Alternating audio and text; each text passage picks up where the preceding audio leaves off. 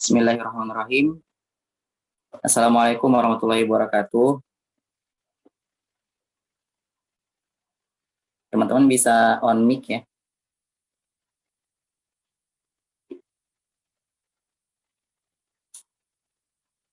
Alhamdulillah, alhamdulillahirabbil alamin wassalatu wassalamu ala asrofil anbiya'i wal mursalin sayyidina wa maulana Muhammadin wa ala alihi wa sahbihi ajmain. Puji syukur kita panjatkan kepada Allah Subhanahu wa taala, Tuhan semesta alam yang telah memberikan kita nikmatnya dan hidayahnya sehingga di malam minggu ini bisa kumpul bareng di room Zoom ini dalam rangka Saturday Night ya, bersama banyak terobosan-terobosan baru yang bisa dinikmati oleh teman-teman sekalian, dan salah satunya adalah agenda Saturday ini yang bakal rutin dilaksanakan 2 minggu sekali gitu ya. Dan pada malam hari ini kita mengangkat tema isu berkaitan dengan populi negeri kita gitu ya. Karena populisme Islam ini disinggung oleh Menteri Agama kita ya, Pak Yakut ya, yang kemudian khawatir terkait dengan makin menguatnya populisme Islam.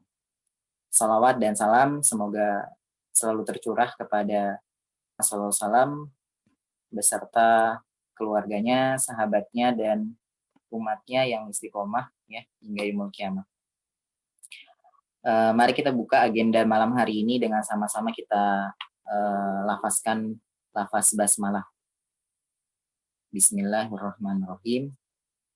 Teman-teman sekalian yang bisa on cam bisa nyalain ya, bisa on cam. Kalau yang terkendala boleh di off kan aja gitu ya. Insya Allah pemateri kita malam hari ini adalah Bang Amar Risalah ya. Beliau adalah penulis buku, kemudian pemerhati politik Islam, dan juga hari ini beliau minta didoakan untuk bisa sembuh dari COVID-19 gitu ya, karena lagi isoman gitu. Dan insya Allah selanjutnya kita bakal video ini teman-teman mungkin pernah nonton ya, atau pernah ikut ya, terjun. Kalau misalnya teman-teman yang di Jakarta pernah ikut 212, baik 212 di awal ya, baru yang reuni dan sebagainya, bakal merasakan euforia gitu ya, agenda dari 212 gitu. Dan malam ini kita bakal bahas sedikit di 212 itu kenapa kemudian populisme Islam menguat pas agenda di 212 gitu ya.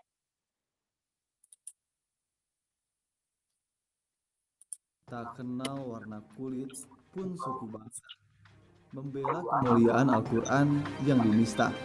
Siapapun yang datang punya dorongan yang sama, merindukan keadilan ditegakkan secara sempurna. Al-Maidah ayat 51 sungguh luar biasa.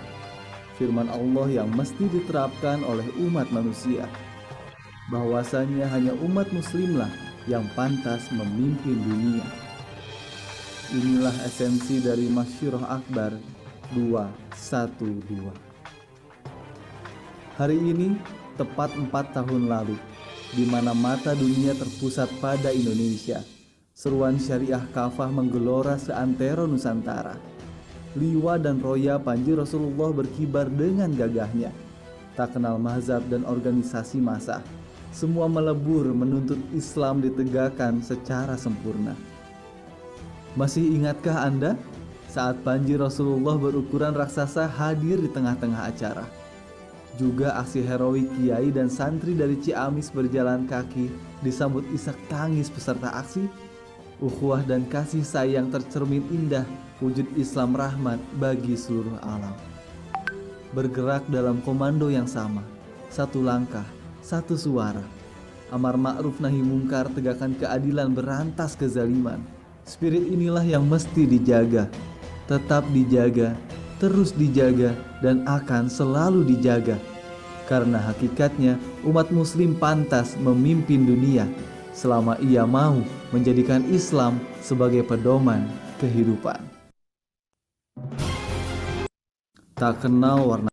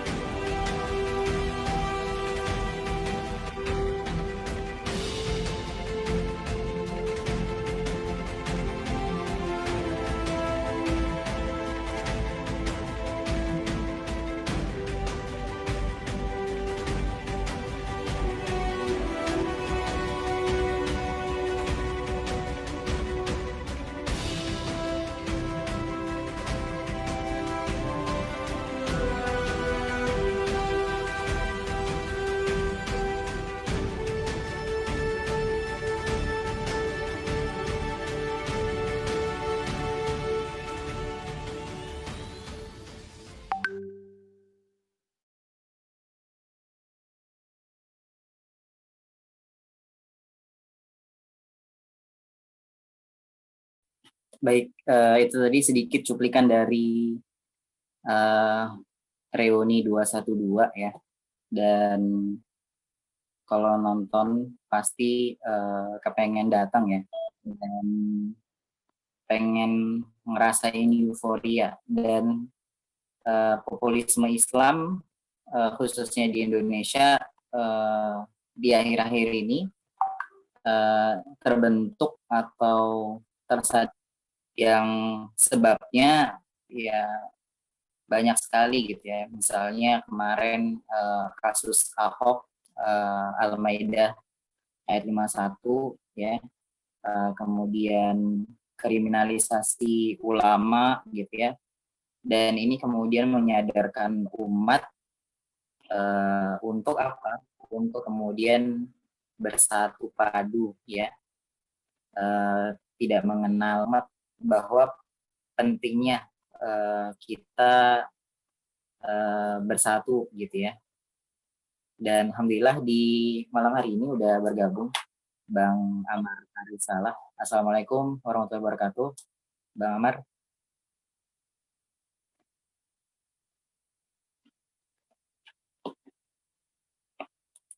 Bisa nyalakan suaranya atau belum bisa tuh? Belum bisa ya.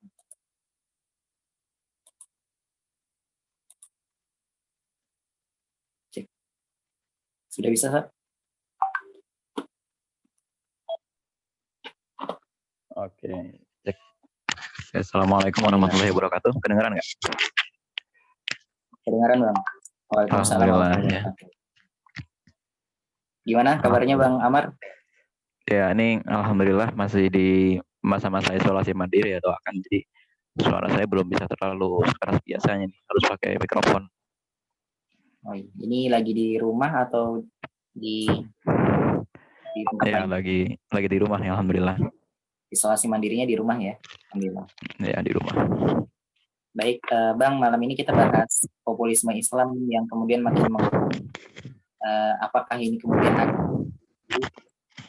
bahwa akhir-akhir di pekan-pekan sebelumnya kan ada statement dari Pak Yakut gitu ya.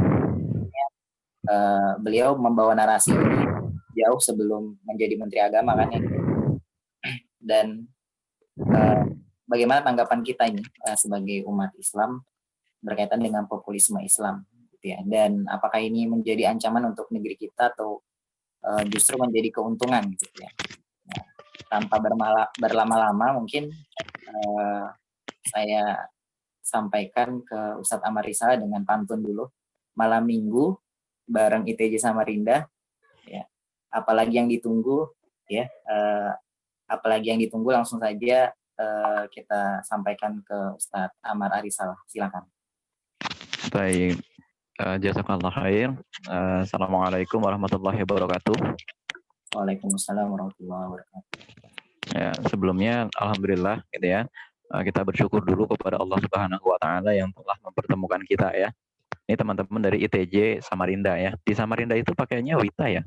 Di Indonesia Tengah ya. Di tengah ya. Di tengah ya. Berarti sekarang di Samarinda ini udah malam ya, hampir jam 9 ya. Iya. Oke, cuman ini waktu Isya di sini memang ini aja baru selesai nih. Baru banget azannya aja masih ada yang baru azan. Jadi memang perbedaan waktu ini mudah-mudahan malah menjadi rahmat buat kita, bukan menjadi penghalang gitu ya. Nah, yang kedua, ini karena berkaitan dengan kajian populisme Islam. Terlebih dulu saya menjelaskan dulu nih apa sih populisme Islam itu ya. Nah, jadi sebenarnya teman-teman sekalian, populisme Islam itu bukan istilah dari Islam itu sendiri. Ya tentu kita sebagai umat muslim mengetahui Islam aja sih gitu kan, nggak usah ditambah-tambahin ya. Islam aja gitu loh, nggak ada istilah Islam kota, Islam desa gitu. Bahkan kalau istilah dalam para ulama salaf sekalipun, ya Islam itu paling hanya ada Islam perkotaan dengan Islam orang Badui. Islamnya orang Badui itu gimana? Islam yang polos lah gitu gampangnya ya. Islam yang polos, relatif kurang beradab dan lain sebagainya. Itu Islamnya orang Badui. Tapi kalau Islamnya orang kota ya Islamnya sebagaimana Rasulullah Shallallahu Alaihi Wasallam. Nah, istilah populisme Islam ini saya selidiki. Ya, kapan sih ini munculnya nih istilah populisme Islam ini? Oh, rupanya istilah populisme Islam ini muncul sejak tahun 80-an. Mengapa? Karena ternyata tahun 80 itu rahasianya adalah itu sudah berlalu sekitar satu atau dua generasi setelah runtuhnya khilafah Turki Utsmani. Nah, ini kita belajar sejarah nih sedikit ya. Oke, ini Mas Host jurusan apa kuliah? Kalau saya pendidikan, Oh, pendidikan. Pendidikan apa? fisika. Oh, pendidikan fisika ya. Oke. Nah, nanti mungkin teman-teman di sini yang bisa yang punya ilmu latar belakang sejarah kita diskusi ya. Ini mohon maaf suara saya masih nggak enak didengar ya.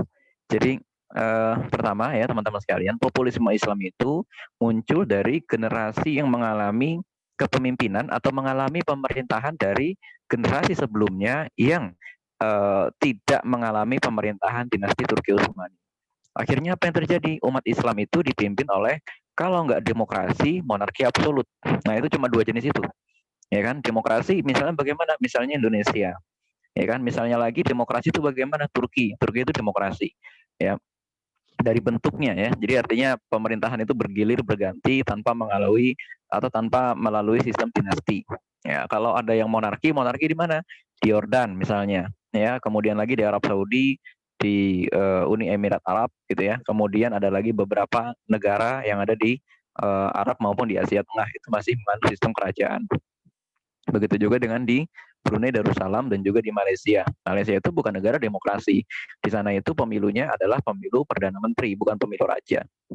Kekuasaan tertinggi tetap ada pada raja, gitu ya.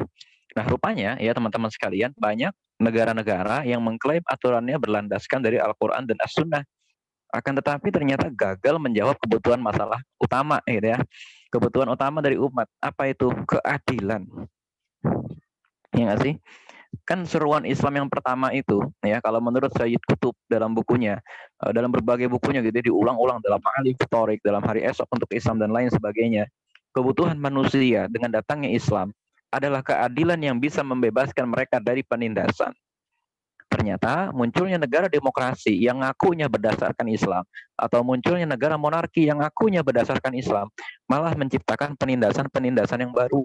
Meskipun nama presidennya ada yang Abdul Rahman, ada yang Muhammad, ada yang nama petingginya pakai Syekh dan lain sebagainya, tapi tetap ya harus diakui mereka ini malah menyebabkan yang namanya penindasan-penindasan yang baru.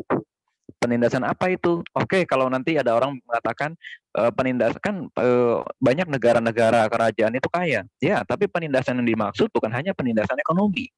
Ya, penindasan ekonomi jelas nyata kita lihat yang ada di Indonesia, ya nggak? Nah, tapi selain itu ada juga penindasan politik karena hak dasar manusia itu bukan hanya hak ekonomi, akan tetapi juga ada hak menyatakan pendapat, ya nggak? Hak mengakses pendidikan, hak mengakses kehidupan yang layak dan lain-lain sebagainya. Ternyata di sebagian besar di negara-negara yang menganut ajaran agama Islam, ya rakyatnya maupun negaranya menggunakan dasar negara Islam, ternyata penindasan, kemiskinan, ya, apalagi angka kekerasan terhadap perempuan ini kan yang sering dijadikan data-data buat kaum feminis kan lawan-lawan kita nih kan, ya. Ini saya bersyukur nih dengan adanya ITJ sejak tahun 2000-an ke sini. Kalau nggak ada ITJ ini gimana? Ini kan orang-orang kecil nggak ada yang menolak gitu ya. Sementara gerakan-gerakan yang lain tidak berani strategis itu kan strategis ngambil judul seperti ITJ gitu loh. Nah memang ada ininya masing-masing lah, porsinya masing-masing. Nah tapi ya teman-teman sekalian, populisme Islam itu lama-kelamaan muncul begini. Ada 1-2 gerakan Islam. Ya, diantaranya kalau yang ada di Mesir itu gerakan Ikhwanul Muslimin dan ada berbagai ulama Islam di berbagai negara yang baik mereka itu terhubung secara ideologis atau tidak, atau mereka itu terhubung secara organisasi maupun tidak, ternyata menyerukan hal yang sama, yaitu apa? Apakah mereka menyerukan reformasi, apakah mereka menyerukan revolusi, atau mereka menyerukan perubahan-perubahan mendasar di tata negara dan tata kebangsaan mereka. Nah, kemudian ya teman-teman sekalian, tentu ini mengancam siapa? Mengancam ormas-ormas, mengancam partai-partai, mengancam pemerintahan yang selama ini telah nyaman dengan kekuasaan mereka di negara tersebut, gitu loh yang saya lihat. Sejak tahun 80-an. Kenapa? Apa bedanya sejak tahun 80-an? Karena sejak tahun 80-an itulah muncul para penggerak-penggerak Islam yang besar. Di Mesir muncul namanya Umar Tilmisani. Di Asia Tengah muncul yang namanya Syekh Abdul A'la Al-Maududi. Ya, dari Mesir juga gitu ya, kemudian hijrah ke Qatar, itu muncul namanya Syekh Yusuf Qaradawi. Ya kan? Ciri-cirinya bagaimana? Mereka resah, ya nggak? Mereka resah, rasanya gimana? Ini banyak orang-orang yang ngakunya Islam, ya nggak? Akan tetapi kok mereka menolak penggunaan jilbab, ya nggak sih? Kalau dalam bahasa kita ini liberal lah gitu kan, liberal gitu loh. Mereka menolak penggunaan jilbab, mereka tidak mau mengkapitalisasi zakat sebagai apa ya bahasanya? Bahasanya bukan kapitalisasi, tapi mereka tidak mau mengolah zakat sebagai satu sumber pendapatan negara yang sah dan lain sebagainya, tapi malah negara mendapatkan pendapatan dari hal-hal yang haram gitu kan. Dalam bidang pendidikan mereka juga prihatin, ini kenapa kok di bidang pendidikan ini makin banyak perzinahan dan lain sebagainya. Akhirnya mereka menciptakan berbagai reformasi dan berbagai evolusi dalam penerapan syariat Islam. Dan karena apa yang mereka lakukan itu memang dalam apa ya, alam bawah sadar rakyat lah gitu ya. Dalam alam bawah sadar rakyat itu dibutuhkan, dan alam bawah sadar rakyat itu merasa rindu dengan itu semua, maka rakyat dengan cepat mengerumuni mereka. Nah, kemudian tidak berapa lama gitu ya, para ulama ini masuk ke dalam ranah ekonomi dan ranah politik.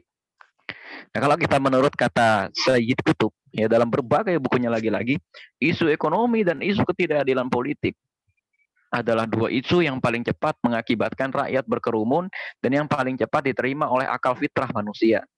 Begitu juga kalau kita ngikutin katanya Tan Malaka. Kata Tan Malaka, isu ekonomi itu isu yang paling cepat untuk menggerakkan sebuah negara mencapai revolusi. Jadi kalau mau rakyat cepat berkerumun, gerakan isu ekonomi gitu ya.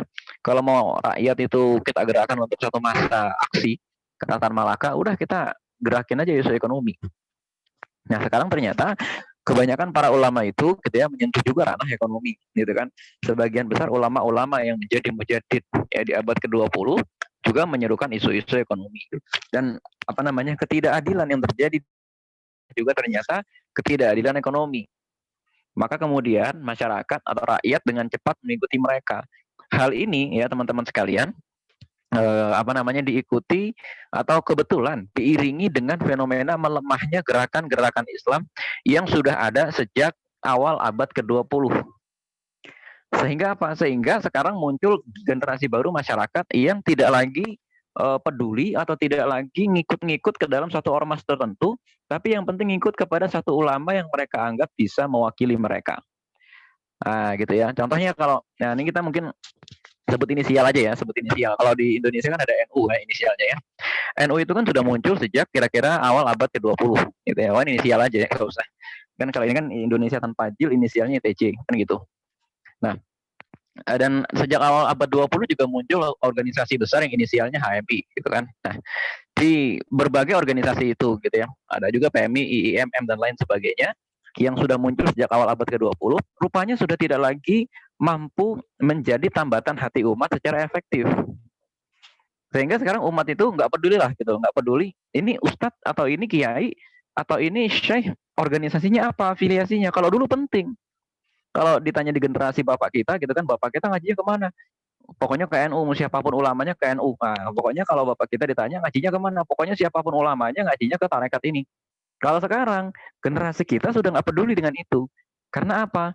Organisasi-organisasi itu mulai direpotkan dengan yang namanya birokrasi. Satu itu, ya nggak sih? Repot sekali birokrasinya. Yang kedua, sebagian organisasinya atau sebagian oknum-oknumnya mulai tersandra dengan kepentingan politik juga. Sehingga nggak bisa berteriak lantang mewakili hak-hak umat lagi seperti dulu ketika masa jaya-jayanya mereka. Nah, yang ketiga gitu ya, sekarang akhirnya ketika mereka sudah mendapatkan posisi di tengah-tengah pemerintahan, tanpa sadar mereka terpaksa mempertahankan posisinya itu. Kalau tidak, ya nanti mereka akan kehilangan sumber pendapatan. Akhirnya bagaimana? Rakyat memang masih mengakui, kamu ibadahnya ikut mana? Ibadahnya ikut Muhammadiyah. Ibadahnya ikut mana? Ibadahnya ikut NU. Organisasinya apa? HMI. Kan sekarang kita temui kan HMI hijrah itu kan. HMI tapi bercadar dan lain sebagainya. Nah, ya kan.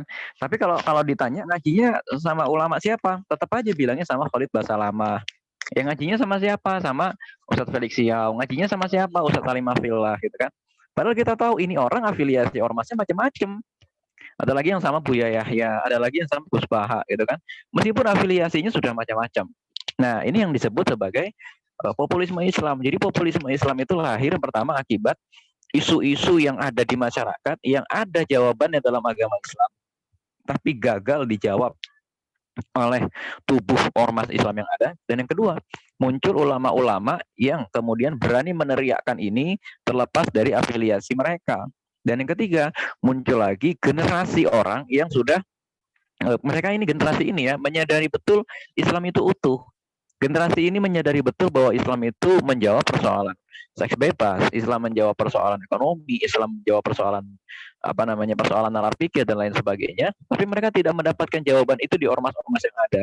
Sehingga akhirnya siapapun yang dianggap berani menyuarakan hal ini, mereka akan berkerumun di sekeliling orang-orang itu, dan itulah yang disebut sebagai populisme Islam.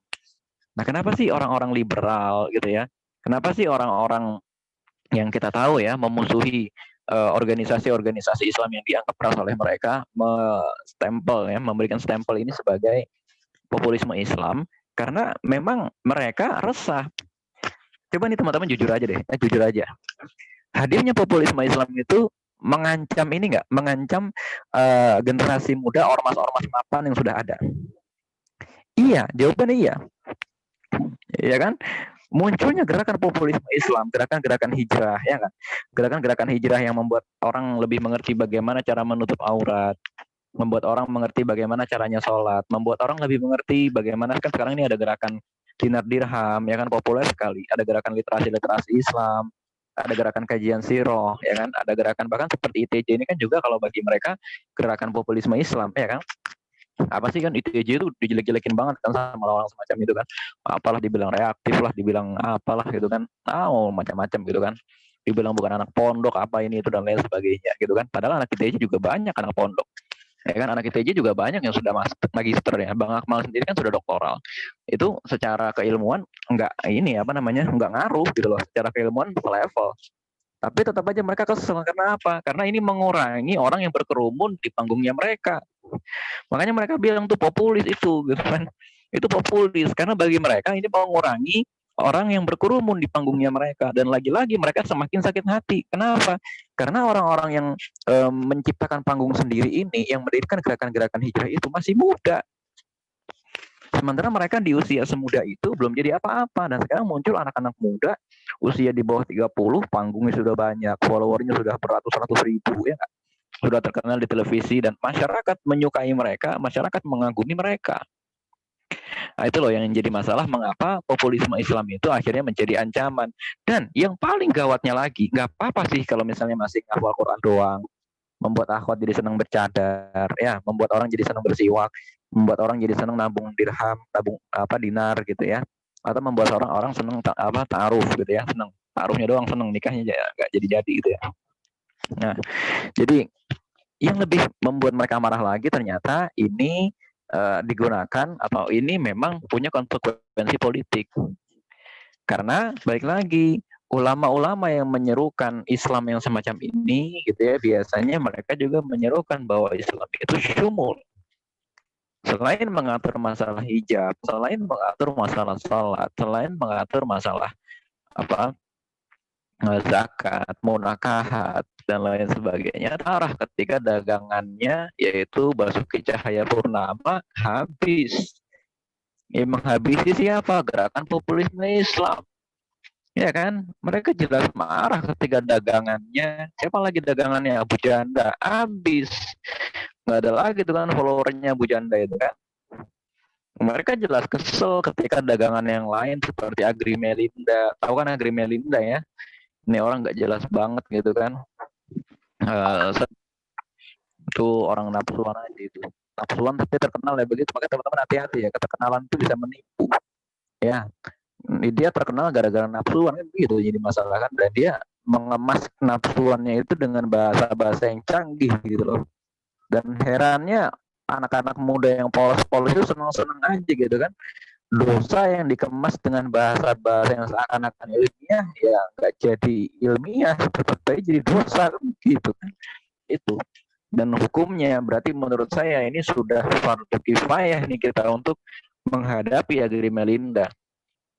Kalau di Samarinda saya rasa ada lagi nih orang-orang seperti Agri Melinda cuma versi lokal gitu ya. Nah, teman-teman berdiri di garis depan untuk menghadapi mereka. Jangan takut dibilang reaktif kayak dibilang apa kayak sebodoh amat gitu kan. Lo nggak ngasih makanan gue. Nah gitu ya. Nah jadi teman-teman sekalian kemarin gitu kan, ketika pemilihan gubernur di Jakarta, dagangan mereka berupa orang-orang liberal dan lain sebagainya itu habis, udah nggak laku, ya kan, dihabisi. Maka paling-paling ya kan gerakan-gerakan populisme Islam ya seperti ITJ dan lain sebagainya, tinggal satu nih yang bisa mereka lakukan, kaitkan mereka dengan sebuah partai politik, kan paling jadi korban siapa? PKS, kan begitu, ya kan, udah berapa kali ya kan, mereka tahu gitu loh, masyarakat dalam alam bawah sadarnya sangat menginginkan perubahan. Dalam alam bawah sadar masyarakat, ya masyarakat sekarang itu rindu apa? Rindu ekonomi apa dan lain-lain sebagainya. Makanya mohon maaf kalau bahasannya agak sensitif, karena memang orang-orang yang menuduh adanya gerakan populisme Islam itu udah kehabisan gitu loh. Kehabisan cara, paling-paling teman-teman akan dituduh afiliasinya ke PKS, paling-paling begitu. Karena apa? Mereka butuh meyakinkan publik bahwa gerakan-gerakan seperti populisme Islam ini adalah gerakan yang ditunggangi oleh kepentingan politik, gitu loh. Kan gitu, mereka butuh meyakinkan masyarakat dengan itu. Makanya mereka akan berusaha segala cara. Toh kalaupun bukan PKS, siapapun yang dianggap oposisi akan mereka kaitkan dengan itu, gitu loh. Ya, makanya gerakan populisme Islam itu, gitu ya, itu bukan istilah kita, ya. Gerakan kita gerakan apa? Ya, gerakan Islam. Cuma mereka butuh memisahkan dan masyarakat akhirnya berpikir kembali. Akhirnya masyarakat itu memasang gap dengan kita. Kan gitu kan. Nah, apalagi sekarang nih mereka main di media sosial itu kan ada, selain ada Anggrek Melina, apalagi Magdalene ya. Magdalene.id segala macam gitu ya. Itu soal itu gitu kan. Jadi agar homoseksual itu terlihat syar'i, mereka pakai ayat gitu kan. Ya tetap aja meskipun pakai ayat nggak akan jadi syar'i juga kan gitu kan. Dan lain-lain sebagainya gitu ya. Ya mereka katakan homoseksual itu ada kok ulama yang membolehkan homoseksual dan lain sebagainya. Cari-cari gitu loh. Ya kalau sekarang kalau nyari-nyari kayak gitu ya jangan kan kayak gitu, paman nabi aja ada yang pengen ngebunuh nabi kan gitu, apalagi cuma ulama.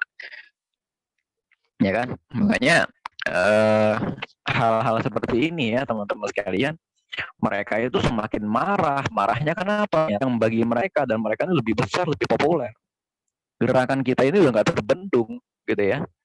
Mereka muncul dengan dana besar, dengan seminar-seminar gitu ya. Mereka berusaha keras membuat seminar-seminar berharga mahal yang isinya apa? Menghalalkan LGBT, menghalalkan zina dan lain sebagainya. Tapi kemudian muncul ada satu selebgram, dua selebgram yang muncul membawa tema itu, ya.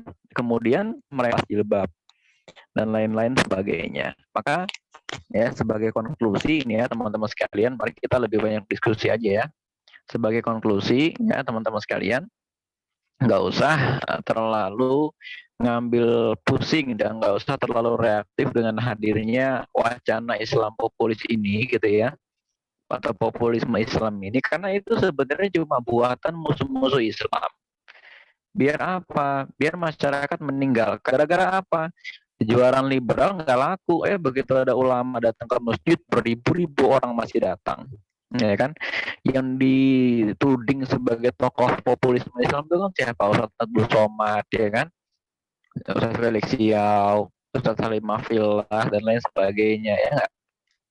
Tapi kan ternyata semakin mereka dilarang gitu kan, apalagi yang melarang ini punya afiliasi dengan pemerintahan, masyarakat semakin gampang di label teroris. Kayak masyarakat sekarang udah nggak peduli, ya nggak? Ustadz Abu Bakar Bashir ya teman-teman sekalian itu kan terkenal dia sebagai ustadz yang memang pikirannya itu punya pola pikir jihadi ya. Dia itu punya pola pikir jihadi, itu masyarakat udah nggak peduli. Bagi mereka siapapun yang dizolimi oleh negara adalah teman kita, meskipun itu nanti ya, meskipun itu bukan teman seagama mereka, meskipun itu pada kenyataan ustadz yang keras gitu loh, meskipun pada kenyataan ustadz ini memang mengatakan Pancasila adalah tauhid. Sedangkan kalau kita kan tidak mengatakan Pancasila adalah tauhid, ya.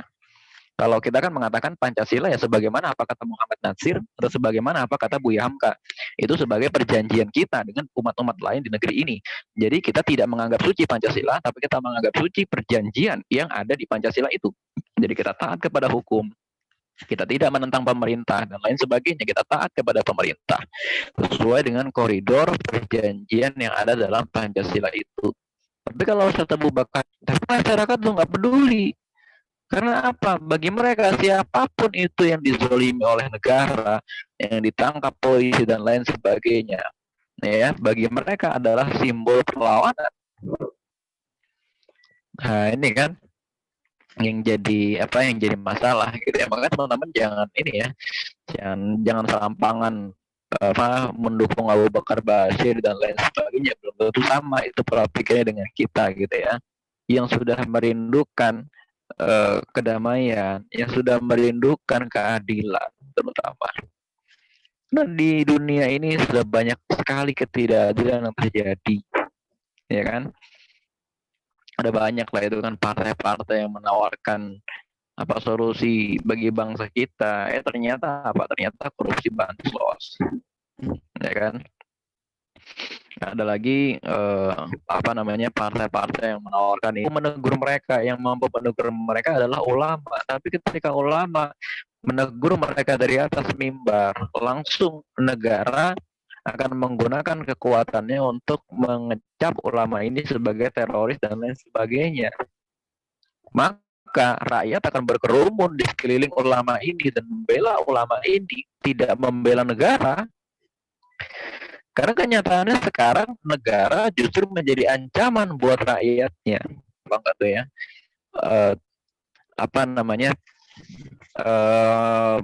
Pokoknya hati-hati dengan jempolmu, karena jempolmu bisa mengantarkan ke dalam penjara dan lain sebagainya. Rakyat ditakut-takuti, ya kan? Rakyat ditakut-takuti. Apa artinya selama ini muncul image-image polisi lucu, image polisi penolong dan lain sebagainya? Karena ternyata yang jadi masalah bukan oknum polisinya, tapi yang jadi masalah adalah fasilitas negara yang besar-besar ada banyak, gitu ya. Membangun stadion, membangun pelabuhan itu prestasi, menjaga keamanan perbatasan itu prestasi, menjaga agar negara kita tidak terkena depresi besar-besaran akibat pandemi itu juga sebuah prestasi. Ya, kecepatan respon negara dalam menghadapi pandemi corona ya itu juga prestasi menurut saya, karena ada negara yang lebih parah penanganannya daripada Indonesia banyak. Ya bagaimana ya, tempat-tempatnya korupsi kok lagi pandemi gitu kan, berarti kan negara kita sebenarnya baik-baik aja kan gitu ya. Nah jadi teman-teman sekalian, itu ya kira-kira yang bisa saya sampaikan mengenai populisme Islam. Saya yakin teman-teman enaknya diskusi ya, nggak terlalu banyak terbaca apa segala macam gitu, sehingga yang saya sampaikan tinggal ngulang-ulang aja sebenarnya. Terakhir saya memberikan warning, tolong jangan menghina ulama siapapun itu ya, apalagi sampai kita menyebut nama. Ini kadang-kadang kita nggak bisa ngerem, karena apa? Sekarang undang-undang ITE itu adalah pasal karet ya. Ya jangan nyebut nama Menteri Agama, jangan nyebut nama Menak, jangan nyebut nama Gus Yakut ya, jangan nyebut nama siapapun gitu, ulama jangan disebut gitu ya. Karena apa? Atau jangan nyebut Jokowi apa segala macam. Mana undang-undang ITE ya, nyindir aja nggak apa-apa gitu kan, parodi juga nggak apa-apa. Tapi sekarang yang jadi masalah gitu ya, saya lihat bisa di Twitter ya, Fadlizon nge-like akun porno aja dilaporin polisi ya. Ustadz Haikal Hasan mimpi ketemu Rasulullah aja dipolisikan gitu kan, itu yang repot. Nanti jangan-jangan teman-teman gara-gara dilahirkan di Indonesia terus agamanya Islam aja bisa dipolisikan tuh ya, bisa kayak gitu kan. Dan kita tinggal menunggu waktu. FPI yang sudah sedemikian besar aja bisa dibubarkan, apalagi cuma kita ini nih ya, nggak organisasi populis Islam yang kecil-kecil, nggak punya kekuatan militer ya, nggak punya backup hukum dan lain sebagainya gitu kan, ya kan, akhwat-akhwat kayak gitu kan, akhwat-akhwat yang kalau ada apa-apa gampang nangis, ikhwan-ikhwan yang kalau ada apa-apa bingung, ya kan, apalagi kita gitu ya. Nah, jadi hati-hati dengan aktivitas di media sosial, tetaplah melawan kebatilan, jangan takut gitu ya. Dan jadi saya akan senantiasa melawan yang sekarang kan yang lagi terkenal tuh feminis gitu ya. Saya akan senantiasa melawan feminis itu. Insya Allah, yang teman-teman ITJ juga jangan takut gitu ya, karena mereka itu lemah sesungguhnya. Kira-kira itu. Assalamualaikum warahmatullahi wabarakatuh. Waalaikumsalam warahmatullahi wabarakatuh. Itu dengan populisme Islam, bahwasanya ternyata Islam populis itu ternyata narasi yang dihembuskan oleh lawan kita gitu ya, lawan Islam. Dan berarti ini upaya mengotak-ngotakan gitu ya teman-teman, mengotak-ngotakan kaum muslimin baik di Indonesia maupun di negara lain juga seperti itu gitu ya. Dan tertuju pada kaum muslimin yang tadi ya rindu akan keadilan dan menginginkan hilangnya penindasan atau kezaliman gitu ya. Bagaimana kemudian Bang Amar menilai apa namanya PA 212 yang kemudian apa katanya menghina Al-Quran gitu ya, dan apakah ini kemudian bisa awet gitu ya. Terbukti reuni 212 ini sudah sampai sekarang masih awet ya, dan apakah benar kemudian itu digunakan untuk kepentingan politik gitu ya. Nah, menurut Bang Amar sendiri gimana menilai itu? Kalau itu ya, jadi apa loh ini kok suara saya ini ya membayang,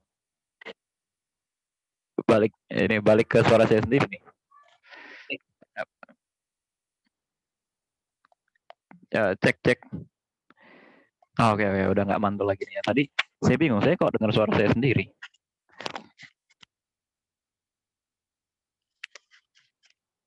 Silakan Bang. Oke. Cek.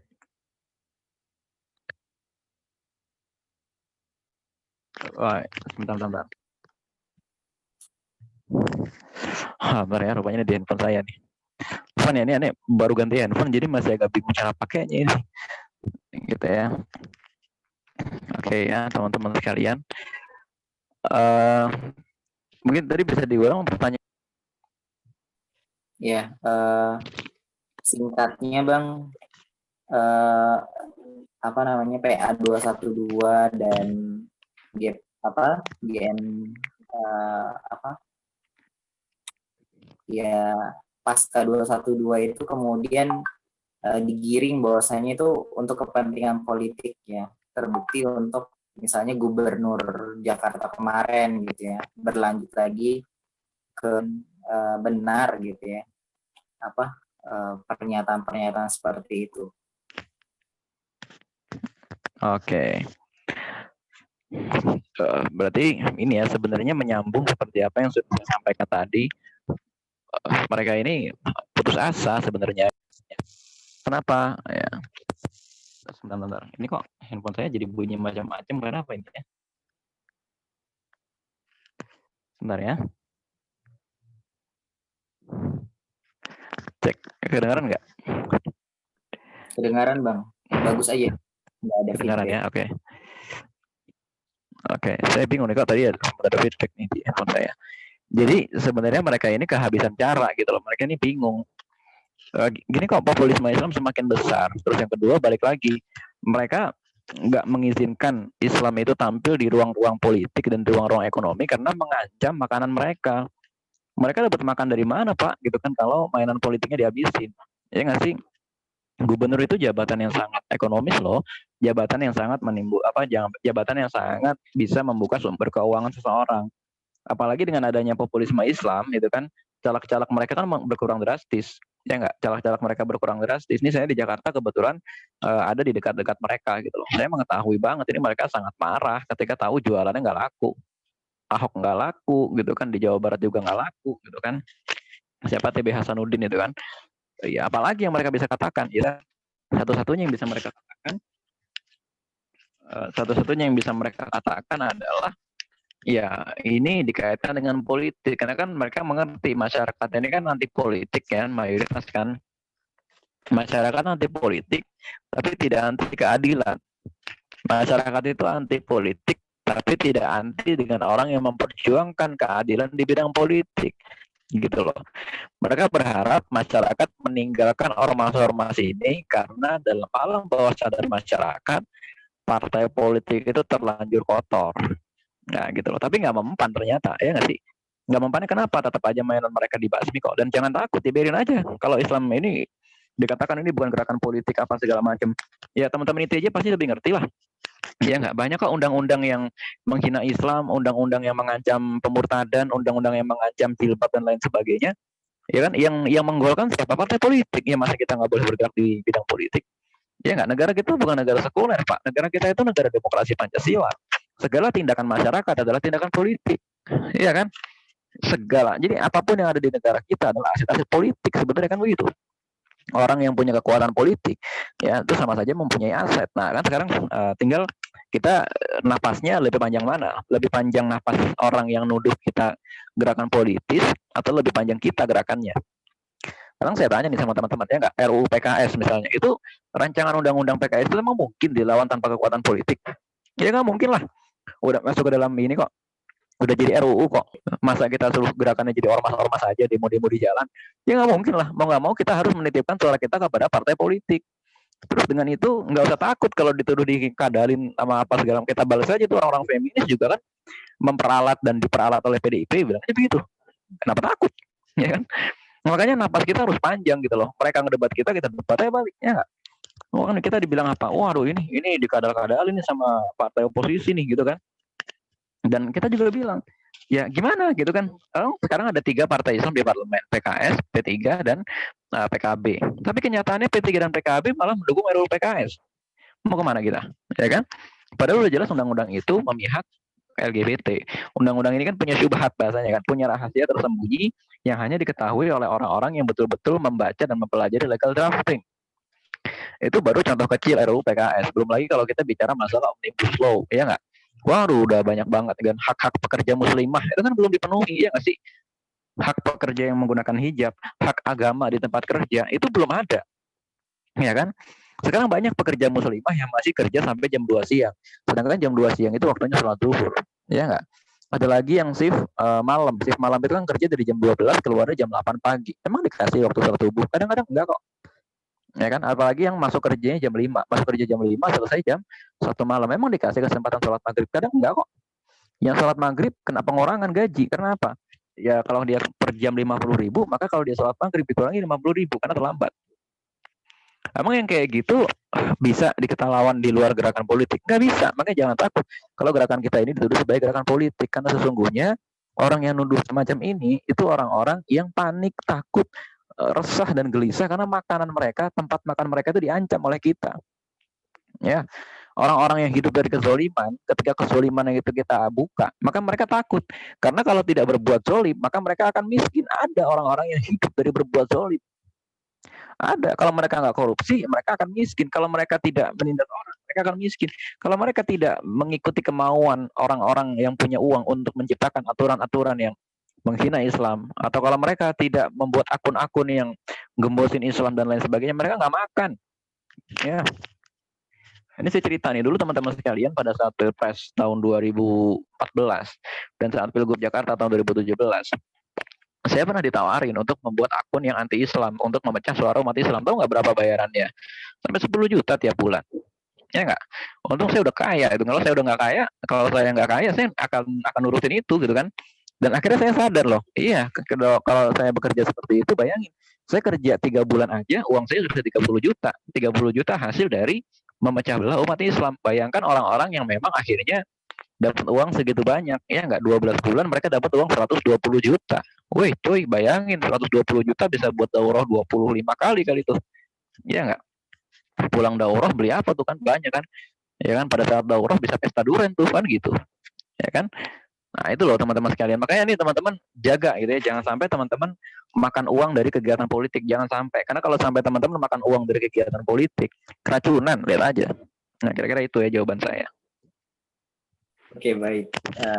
Ini ada yang mau bertanya, silahkan Andrea Nur. Oke, terima kasih.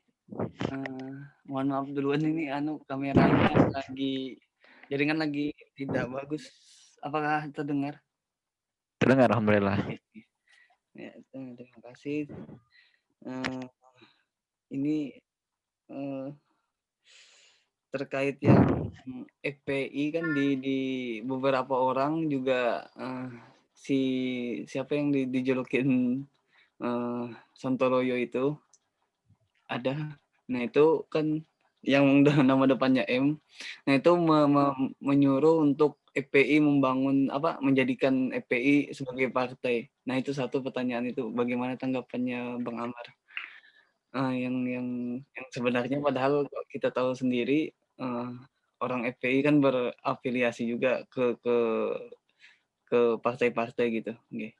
Nah yang kedua, bagaimana tanggapan Bang Amar soal orang-orang yang ya saya menyebutnya belajar dengan di semua ya sebut saja aliran gitu. Mungkin di beberapa orang terjadi ini, mungkin sebut saja saya sendiri kan ini belajarnya di sekarang kan di UIN Jogja, juga di beberapa jaringan INSWIS. Nah itu kadang-kadang di beberapa obrolan orang kadang menganggap ini kemana nih ini arahnya nih, mau kan di beberapa kelas feminis juga saya ikut gitu, yang feminis yang orang-orang agri itu sejenis itu. Nah dan di situ saya tidak bersuara gitu, maksudnya cuma mengikuti mereka gitu, mengikuti pemikiran mereka, mendalami mereka gitu. Nah menurut Bang Amr gimana yang gitu? Oke, itu aja. Terima kasih. Assalamualaikum warahmatullahi wabarakatuh. Waalaikumsalam warahmatullahi wabarakatuh. Nah, ini langsung saya jawab atau gimana nih? Alhamdulillah. Oke ya. Iya, langsung. Pertama soal partai. Ini ya, saya sebenarnya termasuk orang yang kurang sepakat kalau orang terlalu mudah mendirikan partai. Ini di belakang saya ini ada beberapa buku bagus nih ya. Ada lupa nih saya yang mana bukunya. Ya, pertama ada buku yang judulnya Kenapa Partai Islam Kalah. Itu analisis yang lengkap sekali kenapa saat itu cuma PAN dan PKB yang menang dan sekitar 30-an partai Islam yang lain itu nggak dapat suara pada pemilu tahun 1999. Ya kan? Nah, dan saya juga sering ngobrol dengan Pak Mardhani Alisera, dengan orang-orang DDII yang sekarang bikin Masyumi baru dan lain sebagainya gitu ya. Rupanya salah satu analisis kenapa partai Islam kalah itu, semakin banyak partai Islam maka suara umat akan semakin terpecah gitu ya. Mungkin misalnya gitu ya, kita beda pendapat dengan petinggi partai. Kita adalah petinggi partai dan kita juga beda pendapat dengan petinggi partai. Tapi perbedaan pendapat kita belum tentu adalah perbedaan pendapat di tengah-tengah umat gitu. Itu yang jadi masalah. Makanya saya tidak terlalu simpati ketika ini ya, tapi kita hargai ijtihad itu ya. Kita hargai ijtihad. Ada partai Masyumi baru kan, terus ada partai apa lagi? Ada PA12, PA22 juga bikin partai kan. Saya cukup menghargai ketika Munarman itu ya, kalau nggak salah yang mau bikin partai itu ya, sama Pak Abdul Aziz gitu kan. Tapi saya akan menduga hasilnya nggak akan kuat. Karena satu yang jadi masalah ini, kita bedah organisasi FPI ya. Di sini ada orang FPI nggak? Terus habis dibacok lagi enggak ya? Enggak ya. Nanti dikira saya anti FPI. Enggak. Saya simpati sekali dengan perjuangan FPI gitu ya. Karena beberapa kali saya mengikuti gerakan itu acara-acara Islam yang jaga ya FPI gitu kan. Kalau nggak FPI yang jaga orang-orang Muhammadiyah tuh kan, Laskar Muhammadiyah. Kan Banser mana mau kalau kita orang Kristen baru dijaga sama dia kan gitu. Ya gitu ya. Nah, atau kadang-kadang teman-teman ITJ dan Genam ya, gerakan gerakan anti minuman keras ya, gerakan anti minuman keras tuh kadang-kadang dijagain kita. Kalau FPI itu pengkaderannya itu bukan pengkaderan politik, beda jauh gitu ya. Saya ngintip ke pengkaderannya PAN, saya ngintip ke pengkaderannya PKB, saya ngintip ke pengkaderannya PDIP yang cukup rapi gitu ya. Saya ngintip juga ke pengkaderannya PSI. Mereka memang dikader untuk siap menghadapi isu-isu politik gitu ya. Ada kelasnya khusus gitu, kelas menjadi caleg, kelas menjadi lurah, kelas menjadi staf ahli, kelas menjadi menteri, ada kelas-kelasnya gitu loh. Jadi sudah matang, bukan hanya sekedar ngikuti kemauan sesaat, suara bisa diterjemahkan menjadi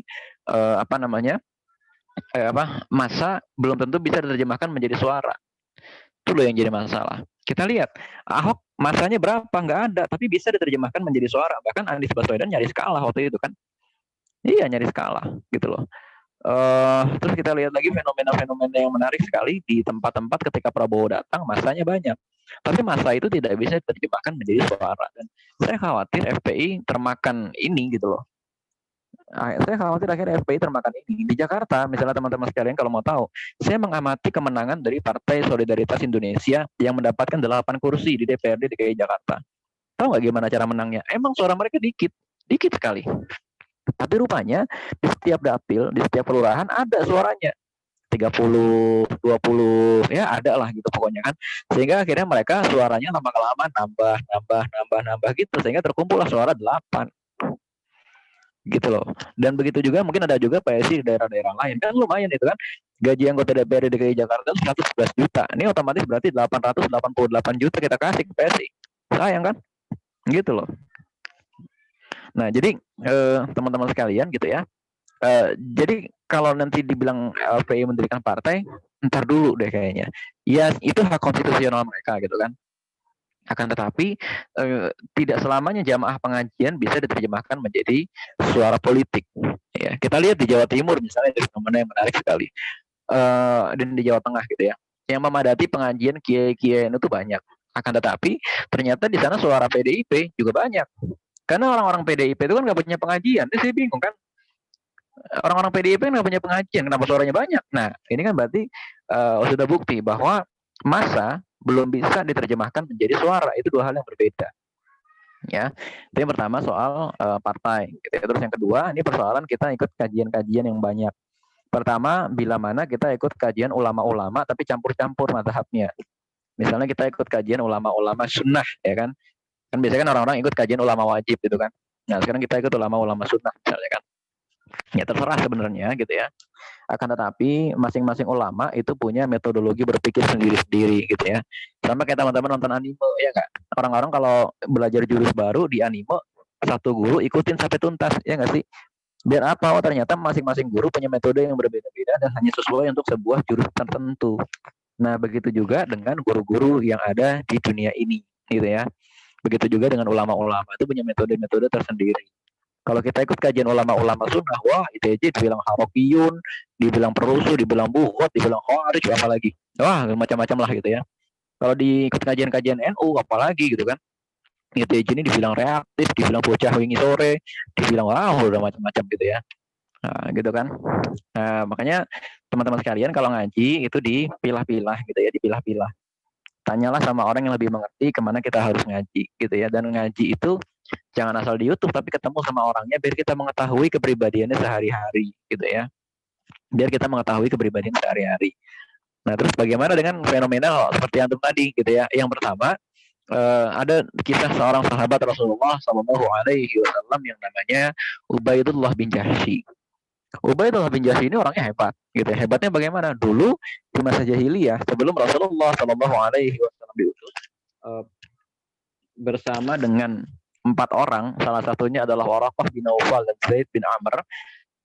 Dia ini pernah pergi dari atau dia pernah menyatakan berpisah dari agama orang-orang musyrik dan mereka berjanji di sebuah bukit untuk mencari agama yang benar. Nah, Al-Kisah Waraqah bin Naufal menemukan agama Nabi Ibrahim.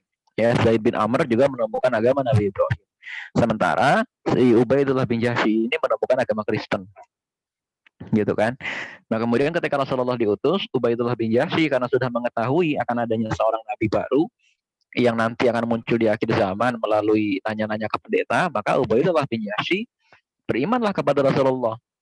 Nah, suatu saat Rasulullah memerintahkan hijrah ke Habasyah. Ternyata di Habasyah, Ubaidullah bin Jahsy murtad ikut ke dalam agama Kristen.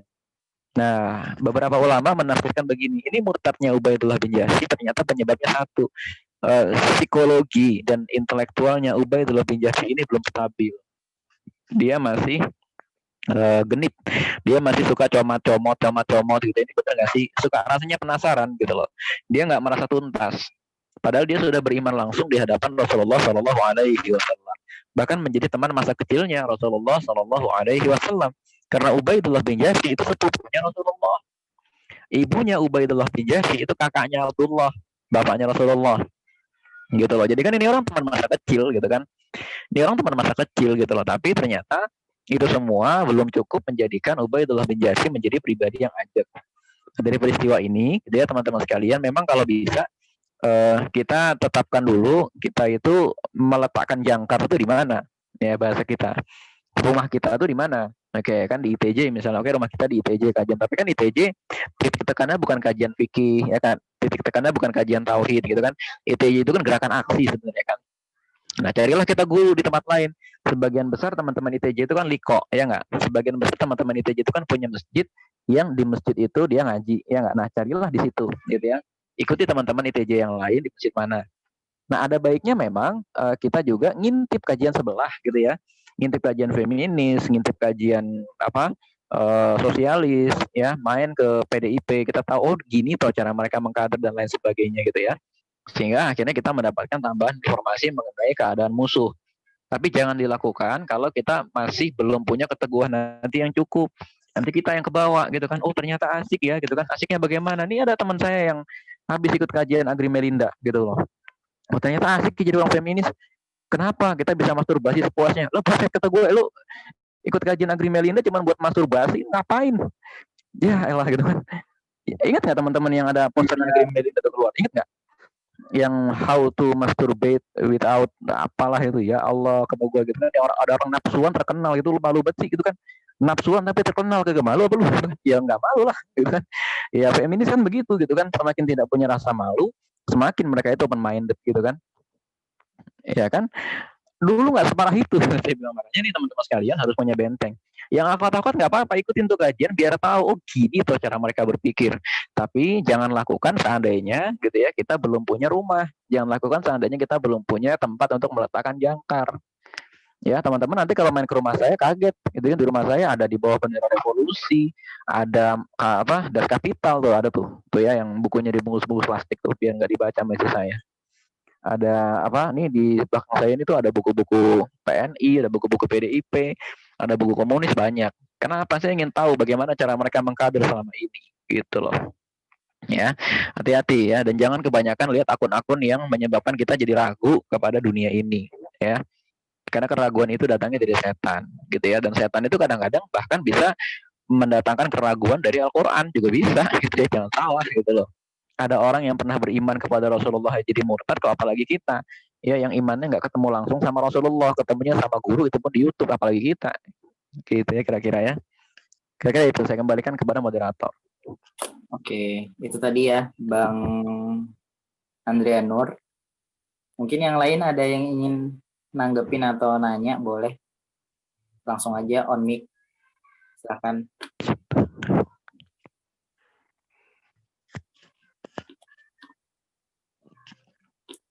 Ada? Mungkin sambil diskusi ya, santai aja kalau sama saya, nggak usah terlalu kaku gitu.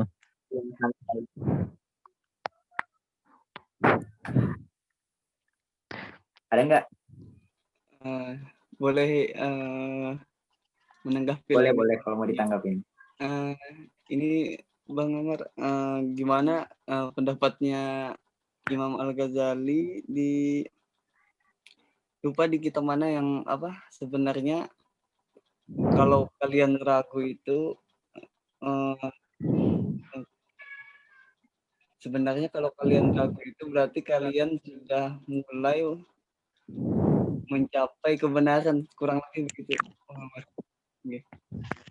Oke ya, itu lebih tepatnya bukan pendapatnya Imam Al-Ghazali, tapi Imam Al-Ghazali mengetengahkan kalimat ini dari pendapat orang lain, gitu ya. Imam Al-Ghazali selalu beranggapan, gitu ya, iman atau agama Islam dimulai dari iman, bukan dari keraguan, gitu ya.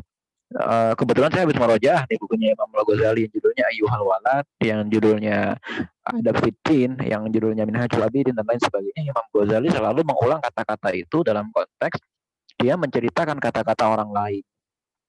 Ya, Imam Al-Ghazali mengatakan jangan ragu, selalu begitu. Ya, selalu begitu. Dalam kitabnya yang berjudul Kimiyatus Sa'adah misalnya, Imam Al-Ghazali memerintahkan untuk merenungkan alam semesta, bukan meragukan alam semesta. Meragukan itu berbeda dengan merenungkan. Ya, meragukan itu artinya dengan disertai perasaan tidak percaya. Tapi kalau merenungkan itu disertai dengan perasaan netral. Nah, orang-orang luar itu disertai dengan perasaan tidak percaya, sehingga mereka selalu menghasilkan hipotesis dan menghasilkan kesimpulan yang rumpang. Ya, Imam Al-Ghazali nggak begitu caranya. Imam Al-Ghazali itu caranya dimulai dari keyakinan dulu, ya. Dan ini kan sekarang orang-orang liberal menggunakan ini untuk apa? Menggunakan ini untuk seakan-akan, yuk kita harus ragukan dulu agama kita. Ini kebalik. Imam Al-Ghazali selalu memulai dengan keyakinan kepada Allah Subhanahu wa taala. La ilaha illallah Muhammad Rasulullah. Keyakinan dia kepada Allah Subhanahu wa taala, Rasulullah sallallahu alaihi wasallam. Dan terutama keyakinan beliau kepada teks-teks agama, itu yang paling penting. Ya, Imam Al-Ghazali menasehati dalam kitabnya yang berjudul Ayyuhal Walad. Nah, kalau kita itu mau taqarrub ilallah, caranya bukan dimulai dari ragu-ragu, coba. Ya, wah ini saya baru ganti handphone, jadi saya lupa nih simpan screenshotnya gitu ya. Saya habis baca teksnya bahasa Arabnya lagi yang saya baca, bukan yang terjemahannya bahasa Indonesia nih yang ngaco-ngaco gitu ya. Gitu ya. Ini kemarin ya nggak apa, bukan pamer, kemarin telepon saya pecah gitu. Makanya saya panik, tanggal 9 kajian gimana ini. Jadi saya ganti handphone aja gitu kan. Nah, jadi teman-teman sekalian, untuk taqarrub ilallah, untuk mencapai kebenaran Allah Subhanahu wa taala. Coba apa kata Imam Ghazali yang pertama? Langkahnya ada 4 langkahnya tuh. Kata Imam Ghazali dalam kitab Ayyuhal Walad. Tuh, yang gambar bunga matahari tuh, itu bukunya yang dalam bahasa Indonesia. Tapi karena saya nggak puas dengan terjemahannya, maka saya cari PDF bahasa Arabnya. Benar, ternyata bahasa Arabnya bagus, gitu ya. Langkah pertama untuk kita mencapai taqarrub ilallah itu melengkapi diri kita dengan ilmu-ilmu syariat yang jauh dari bid'ah. Belajar fikih dulu, belajar sirah dulu, belajar baca Quran dulu, hafal dipenuhin. Ini kan lucu, orang zaman sekarang hafalannya belum seberapa langsung belajar studi kritis ajaran Islam. Buset, lu kata lu mau ngapain lu? Mau kagak sholatnya nyari dalil ngapain? Nggak sholat aja, gitu kan, gak usah nyari dalil. Gitu kan. Saya orang sastra, jadi saya kalau ngomong nyaplak sama orang kayak begitu gitu kan. Saya bukan orang pendidikan agama Islam gitu. Jadi kalau ada orang udah ngomong panjang lebar sama saya, jadi mau lu apa? Lu mau gak sholat? Lu kagak sholat aja, gak usah nyari dalil, repot amat. Ya kan, dosa lu double, ntar udah dosa kagak sholat, dosa menyelewengkan dalil, udah lu dosa lu satu aja, ke sholat gitu kan. Satu itu ya, taqarrub ilallah itu caranya adalah melengkapi diri dengan ilmu syariat. Yang kedua, ya, cara kedua taqarrub ilallah itu dengan taubat. Mana bisa bertaubat orang yang ragu-ragu? Sekarang pertanyaan saya yang paling mendasar, apakah orang yang ragu-ragu kepada Allah Subhanahu wa taala, orang yang ragu-ragu kepada agama Islam bisa bertaubat? Nggak bisa. Ya, orang yang bertaubat itu pasti dia percaya kepada ampunan Allah, pasti dia percaya kepada Allah Subhanahu wa taala, dia percaya kepada zat Allah, dia percaya kepada aturan-aturan Allah, baru dia bisa bertaubat. Orang yang sedang meragukan Allah, dia nggak bisa bertaubat. Orang dia aja nggak percaya sama adanya Allah, dia aja nggak percaya sama agama kita. Ya, taubat itu cara kedua. Cara ketiga, ya, dia meraih dulu ridhonya manusia. Dia tunaikan hak-hak manusia yang masih ada pada dirinya. Ya, jangan mentang-mentang mau taqarrub ilallah lalu dia kabur dari TJ, padahal dia jabatannya penting gitu ya, terus hilang. Di WhatsApp nggak balas-balas tapi bikin status ya. Bikin statusnya apa? Statusnya hadis gitu ya. Dan lain-lain sebagainya. Terus ada hadis, jagalah hubungan antar sesama manusia. Di chat nggak balas-balas gitu ya. Wah, macam-macam lah orang-orang zaman sekarang. Gitu ya. Terus iya begitu kan, apalagi akhwat zaman sekarang gitu ya. Afwan, Anda mau fokus beribadah, lo kira di IT aja gak ibadah gitu kan, terus tahu ngilang gitu kan, tahfiz 3 bulan, lo gak jelas gitu kan. Nah, terus cara yang keempat adalah ketika kita taqarrub ilallah itu menuntut ilmu-ilmu yang syar'i, ya, ilmu-ilmu yang jelas sanadnya, bukan ilmu-ilmu yang dimulai dari dekonstruksi. Yang ngajar siapa? Yang ngajar dosen, ya kan, dosen. Waduh, ilmunya dia belajar agama Islam dari mana? Dari Amerika. Dosennya Robert siapa? Itu kan nggak jelas dan lain-lain sebagainya, gitu kan. Saya tahu itu semua karena apa? Saya baru dapat hadiah tuh dari orang PMII. 1 rak buku, gitu ya. Isinya adalah buku-buku orang liberal. Tuh yang raknya warna hitam paling pojok tuh. Jadi kalau mau ke sini, gitu ya, tenang aja, saya udah baca banyak tuh ya, gitu ya. Jadi agama Islam itu tidak dimulai dari keraguan, gitu ya. Seperti yang dimulai oleh orang-orang liberal kan dari ragu-ragu, gitu kan. Apakah benar Al-Quran disusun seperti ini ya? Seorang tokoh pemikir dari UIN Makassar, Taufik Adnan Amal, dia bikin rekonstruksi sejarah Al-Quran, judulnya. Dia ragu, benarkah Al-Quran sampai sekarang itu sahih? Akhirnya dia ngambil kesimpulan Al-Quran zaman sekarang itu tidak sahih karena cuma dipilih dari pendapatnya Utsman bin Affan. Ya, mengenai surat Al-Maidah ayat 3 dia bilang qiraatnya itu ada 2, innatina indallahil Islam dengan innatina indallahil hanifiyah. Dua-duanya boleh dibaca karena apa? Konsekuensinya dia ingin menyatakan Kristen dengan Yahudi itu masih juga orang Islam termasuk. Ya udah sih, lu mau bilang Islam itu begitu-gitu aja dapat apa pakai dari dalil gitu kan. Ini makanya saya bilang Islam tidak dimulai dari keraguan, tapi Islam itu dimulai dari hakul yakin. Bahkan istilah hakul yakin, ainul yakin dan lain sebagainya itu berasal dari mana? Dari kitabnya Imam Ghazali yang judulnya Bidayatul Hidayah. Gitu kan. Jadi ini orang kadang-kadang saya juga bingung gitu loh ketika ada tokoh-tokoh yang bertanya kepada saya, di mana Imam Ghazali mengatakan kita akan memulai dengan keraguan dan lain sebagainya. Kata siapa? Saya bingung. Dalam kitab Bidayatul Hidayah, Imam Ghazali malah mengeluarkan istilah ainul yakin, hakul yakin, gitu-gitu. Gitu ya, saya kembalikan kepada moderator. Oke, itu tadi tanggapannya ya, Bang Andri, terkait dengan pertanyaannya dan tanggapannya. Selanjutnya yang lain kalau mau bertanya atau nanggapin boleh. Gak boleh malu-malu ya, atau jangan malu-malu ya. Ya, santai aja, Terus sesat lagi. Terus ada yang ngutip perkataan saya, kata Bang Ini Akmal malam begini, minggu rame nanti. malam minggunya jangan kaku-kaku, biar Senin sampai Jumat aja yang kaku. Ada lagi yang mau nanggepin atau nanya?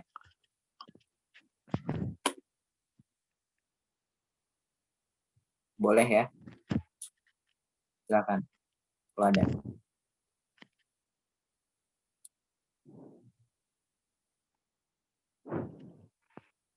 Lu bingung ya, saya nggak sekalem yang ada tulisan ya, apa-apa saya emang kayak gini orangnya. Kalau ngadepin orang-orang liberal gitu emang jeplak aja gitu kan, logika mereka tuh lemah gitu kan. Kalau kita hadapi logika mereka dengan ikut muter-muter ya ikut lemah juga kita. Ya.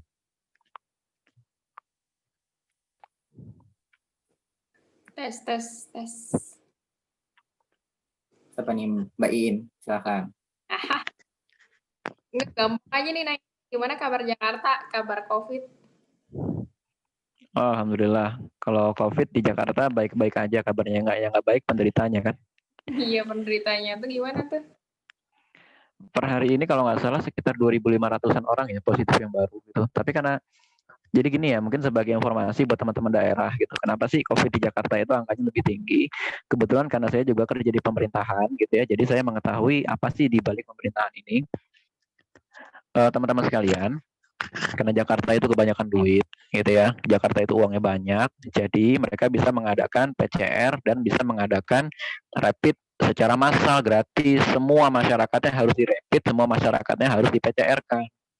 Karena Jakarta duitnya banyak, gitu kan, jadi Jakarta berani-berani aja. Dan masyarakat Jakarta itu kan udah pinter, ya nggak? Banyak mahasiswa, gitu kan, antara jumlah kampus sama jumlah mahasiswa aja banyak kan jumlah kampus, gitu kan. Otomatis masyarakat ngerti, oh ini virus apa dan lain sebagainya. Masyarakat nggak merasa takut, gitu loh, nggak merasa takut, oh nanti saya akan di-COVID-kan dan lain sebagainya. Karena relatif mereka udah lebih cerdas, gitu ya. Dan pelayanan rumah sakit di Jakarta itu, nih ya, saya kasih analogi, pelayanan rumah sakit daerah di daerah-daerah pelosok, ya itu baru selevel pelayanan puskesmas di Jakarta.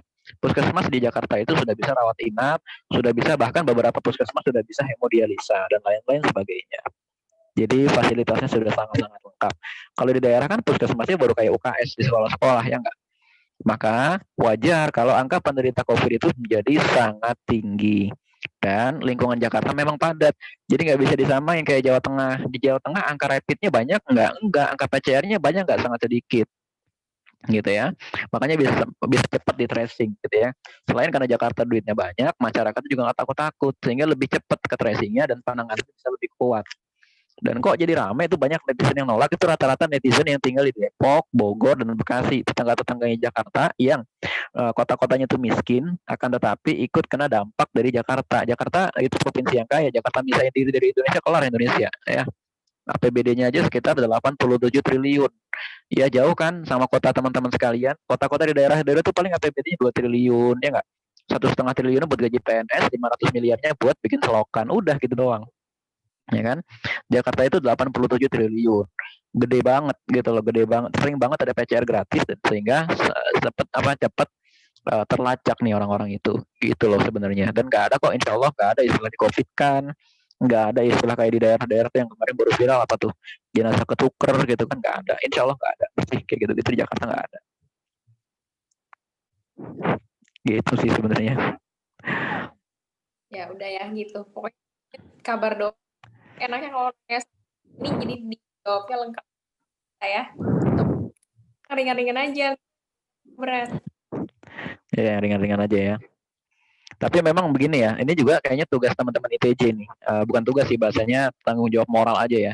Gara-gara pandemi COVID ini ya, banyak umat Islam yang akhirnya lebih percaya dengan teori konspirasi. Ini nggak bagus. Ya kan banyak nih ya teman-teman ITJ yang juga bekerja sebagai tenaga medis. Saya itu kan sekarang ini saya udah keadaan lebih membaik ya. Sebelumnya saya dalam keadaan sakit, pucet gitu kan, rasanya ya gitulah, seperti ingin menjadi Iron Man dan lain-lain. Saya masih ditanya, "Bang, lo ngapain sih ngetes PCR, udah tahu bakal di covidin, lo buset gue udah mau meninggal begini masih digituin," gitu kan. Tetap aja gitu, ini dia yang nanya adalah aktivis dakwah gitu loh. "Bang, ngapain sih PCR? Ente siapa tahu sakitnya bukan COVID." Buset men, gue udah pucet-pucet begini ngomong kagak bisa, masih lu bilang di COVID kan apa pemerintah. Gila lo ya, lu bayarin gue juga kagak ya. Ada sempat mikir kayak begitu gitu loh. Dan ini aktivis dakwah yang ngomong kayak begini gitu kan. Ya akhirnya sih curhat sama teman saya yang seorang dokter gitu kan. Dokter tapi dia ikhwah gitu loh, dokter tapi dia juga aktivis gitu kan. Bro, ini gimana nih umat lo ini gitu kan. Mereka lebih percaya akun YouTube daripada percaya sama dokter gitu kan. Kan ini repot gitu loh. Makanya akhirnya saya repot-repot dengan percerdasan segala macam. Umat Islam akhirnya menjadi masalah baru di negara Islam. Karena apa? Mereka lebih percaya teori konspirasi. Bang, COVID tuh nggak ada tahu bang. Itu gue sakit apa? Men, gue sakit apa ini? Gue sakit apa gitu kan? Gue juga bingung gitu loh. Saya sakit apa kalau begitu? Kalau COVID tuh nggak ada gitu. Gitu ya. Itu sih sebenarnya ini tugas kita nih sebagai umat Islam. Ya, nggak banyak yang biasa baca jurnal gitu kan. Saya, bro, COVID itu nggak ada tahu. Saya kasih jurnal nih bro, jurnalnya virus itu apa sih? Alah bang, bahasa Inggris tuh. Ya lu udah nggak bisa bahasa Inggris, nyatain COVID konspirasi, lu dapet teori kayak gitu dari mana? Dari YouTube bang. Ya Allah gitu kan. Pengen saya cipratin droplet biar ketularan jadi gitu ya. Itu sih kira-kira sebenarnya. Oke, itu tadi ya pertanyaan ringan dari Mbak Iin terkait dengan kondisi di Jakarta terkait dengan COVID. Yaitu di ITJ juga pernah di awal-awal kemarin bahas COVID ini ya, apa benar konspirasi atau memang ada beneran gitu. Dan mungkin nanti bisa ditonton juga di akunnya YouTube Tanpa Jil ya, ITJ Pusat. Kalau ada di situ kajiannya biasa diupload. Baik, yang lain ada lagi yang ingin nanggepin atau nanya, silakan. Izin bertanya boleh bang? Boleh, silakan. Dian. Sebelumnya terima kasih untuk penyampaian materinya dari Bang Amar. Yang mau saya tanyakan itu, kan saya itu kuliah di prodi teknologi gitu ya Bang ya, fokusnya ke teknologi gitu. Pernah di suatu saat saya itu didebat sama teman sekelas gitu kan, itu terkait bahwasannya dia tuh nggak percaya bahwasannya dia dapat ilmu itu dari Tuhan gitu, dia nggak percaya gitu kan. Terus saya tanya, kenapa kamu bisa berstatement seperti itu gitu kan? Karena dia belajar sendiri, tenaga dia sendiri, pakai otak dia sendiri gitu kan. Jadi dia nggak percaya kalau dia dapat ilmu itu dari Tuhan gitu kan. Dan akhirnya kita sempat ya cek-cek gitu lah bang gitu kan.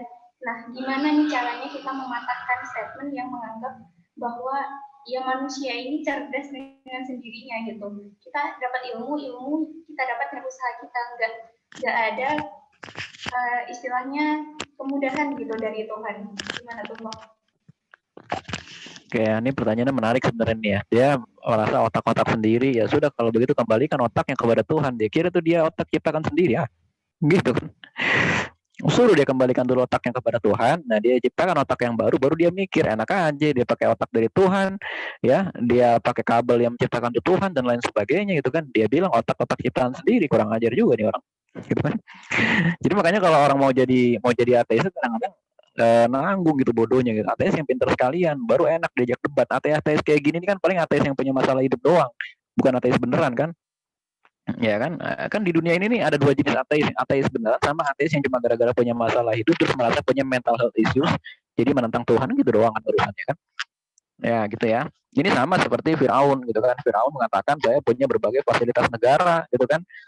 Terus kata Nabi Musa, iya oke gitu kan, tapi kan itu bukan milikmu aslinya gitu kan. Nah gitu loh. Satu itu gitu kan. Oke, dia usaha sendiri apa segala macam gitu kan. Terus yang kedua, kalau dia bilang seperti itu, kalau begitu tanyakan kepada dia, Yang menciptakan sesuatu agar bisa engkau renungkan itu dirimu sendiri atau Allah Subhanahu wa taala?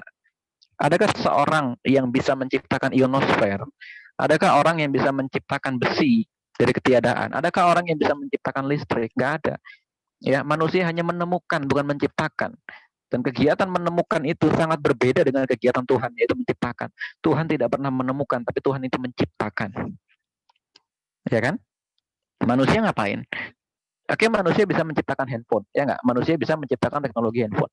Tapi yang menemukan, yang menciptakan benda cair, menciptakan benda padat, menciptakan emas, menciptakan tembaga, ya nggak? Menciptakan listrik, ya nggak? Menciptakan ion. Apakah manusia?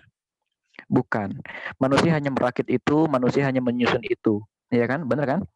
Dan ini berlaku bukan hanya buat orang-orang teknologi, ini juga berlaku buat orang-orang yang masak, misalnya bekerja di sektor tata boga. Manusia bisa menciptakan sop ayam, bisa menciptakan nasi goreng, dan lain sebagainya. Tapi yang menciptakan beras, yang menciptakan garam, yang menciptakan air, apakah dia? Bukan. Ya, begitu juga dengan teknologi. Ini kita sekarang pakai handphone, pakai Zoom, gitu ya, pakai Zoom. Dia bisa mengatakan, ya Zoom kan nggak punya agama, ya nggak? Handphone juga nggak punya agama. Benar, ya benar. Karena zikirnya alam semesta itu, tasbihnya alam semesta itu ketika dia menaati tugas-tugas penciptaannya. Ion, ya, ini kan kita sekarang menggunakan listrik ini ya. Kita menggunakan listrik, kita menggunakan ion, kita menggunakan sinyal yang ditembakkan ke langit terus masuk lagi ke kita dan lain sebagainya. Sinyal itu ciptaan siapa? Ciptaan Allah. Sinyal hanya mematuhi perintah Allah Subhanahu wa taala. Karena apa? Perintah Allah kepada sinyal-sinyal itu berupa hukum alam yang diterapkan kepada sinyal itu. Bahwa nanti kalau kehalang awan dia akan berkurang, kalau kehalang tembok dia akan berkurang, kalau kehalang gunung dia akan berkurang dan lain sebagainya. Tapi manusia kemudian merakitnya dan lain sebagainya. Jadi bukan manusia itu yang menciptakan, manusia hanya menggunakan barang-barang di sekitarnya untuk bertahan itu, gitu loh. Nah, kalau dia masih mengatakan misalnya ya kan, tapi ini tetap aja saya menciptakan apa dan lain sebagainya. Justru ini adalah bukti kemurahan Allah Subhanahu wa taala, gitu loh. Bayangkan kalau yang diberikan kecerdasan seperti itu bukan hanya manusia, tapi juga binatang. Ya kan? Bagaimana kalau ada dua jenis makhluk yang diberikan kecerdasan seperti sebagaimana manusia oleh Allah Subhanahu wa taala? Apa yang terjadi? Seperti di film-film Man versus Apes, begitu. Atau Man versus Aliens, gitu. Ya, itu kan yang terjadi kan? Iya kan? Itu adalah bukti betapa Allah Subhanahu wa taala menyediakan bumi ini memang khusus untuk Allah Subhanahu wa taala, karena tidak ada satu makhluk pun yang bisa mengolah ciptaan Allah sebagaimana manusia mengolah ciptaan Allah. Gitu ya Mbak Dian ya. Kira-kira begitu. Saya di jurusan sastra, saya juga menghadapi pertanyaan yang sama. Ya, ini kan kita bisa berbahasa gini, ini kan ciptaan kita, ini bukan ciptaan manusia. Oke, kalau gitu kita bayangkan, bagaimana kalau yang bisa berbahasa bukan cuma manusia, tapi juga binatang. Ya, karena apa? Perbedaan antara manusia dengan binatang itu cukup satu, bahasa. Seandainya binatang punya bahasa yang kompleks, maka binatang akan ganti menguasai kita, karena secara fisiologis binatang itu lebih kuat daripada kita. Ya kan? Itu kira-kira. Ya, gimana Dian? Ada yang mau ditanggepin? Cukup menjawab, Bang. Syukran, Bang. Oke. Cukup menjawab atau cukup bingung? Oke. Baik, di sini menunjukkan 21.55, Bang. Di sana nunjukin jam berapa, Bang? Ini masih jam 20.55. Oh, iya. Berarti kita beda selang waktu 1 jam ya? Iya, selang 1 jam. Oke. Baik, karena udah di penghujung acara, baiknya Bang Amar boleh closing statement deh dari hasil diskusi kita malam ini. Oke, closing ya. Kembali kepada masalah awal, yaitu populisme Islam gitu ya. Satu, gitu ya, kita memang jangan menjadi orang yang terlalu reaktif gitu ya, terpancing dengan isu-isu yang dilemparkan oleh orang yang bukan dari barisan kita. Yang kedua nih ya teman-teman sekalian, berarti ini nyata nih tugas kita untuk menemani diskusi ya, menemani ngobrol orang-orang yang sekarang ada dalam keadaan bingung nih di luar barisan kita, ya nggak sih? Kan mereka bingung nih, terus ulama mana yang harus saya ikuti, ya nggak sih? Terus saya harus milih apa, terus saya harus melakukan apa, ini kan orang-orang ini bingung. Karena memang sasaran orang-orang liberal itu agar orang-orang awam ini tidak lagi ke masjid, agar orang-orang awam ini meninggalkan ulama, dan sasaran mereka tercapai ketika mereka sudah meninggalkan ulama dalam keadaan bingung. Ya, makanya teman-teman ITJ ini coba panggil kembali mereka untuk kajian, panggil kembali mereka ke masjid, ya, panggil kembali mereka kepada Al-Quran, panggil kembali mereka kepada nikmatnya bertaubat. Ya, kalau teman-teman ITJ sampai di situ saja, saran saya itu sudah cukup sekali, itu sudah sangat berpahala, itu sudah sangat besar. Ya, dan milikilah napas yang panjang. Suatu saat teman-teman sekalian akan dikatain orang radikal, akan dikatain orang sebagai buat, akan dikatain orang sebagai khawarij, dikatain orang sebagai kurang kerjaan, dikatain orang antek-anteknya PKS, dikatain orang sebagai antek-anteknya teroris dan lain sebagainya. Abaikan saja. Ya, teman-teman punya misi yang besar. Dan misi yang besar itu jangan sampai hilang hanya gara-gara kita punya napas yang pendek.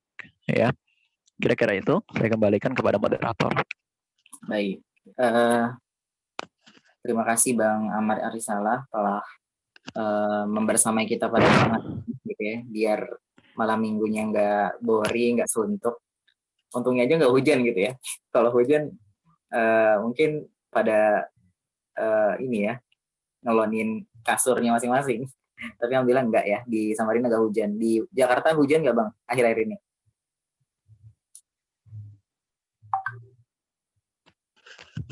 Oh, ini kebetulan Jakarta juga hujan deras nih. Saya di Depok nih hujan deras juga nih. Oh iya, karena udah mau masuk musim penghujan nih, jadinya banyak hujan di Samarinda aja udah pada banjir gitu ya. Udah banyak yang banjir. Nah, itu kalau banjir berarti dikit lagi jadi ibu kota itu. Oh, indikasinya gitu ya Bang? Iya itu. Baru dijadikan ibu kota. Baik, itu tadi ya pada malam hari ini, malam minggu, perdana kita di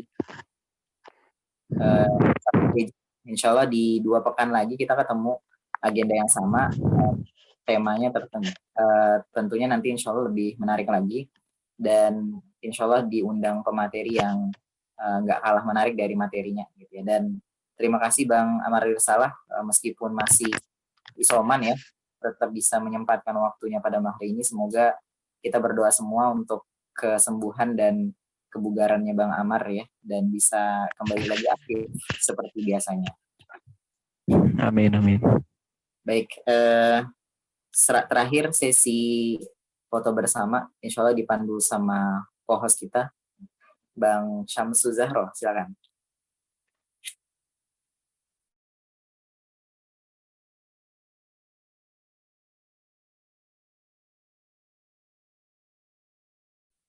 Boleh dihitung Bang Syamsu?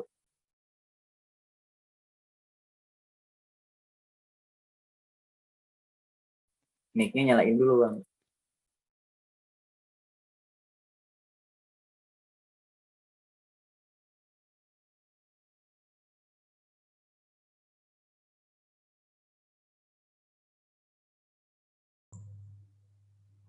Ya, teman-teman semua, silakan dinyalakan dulu videonya.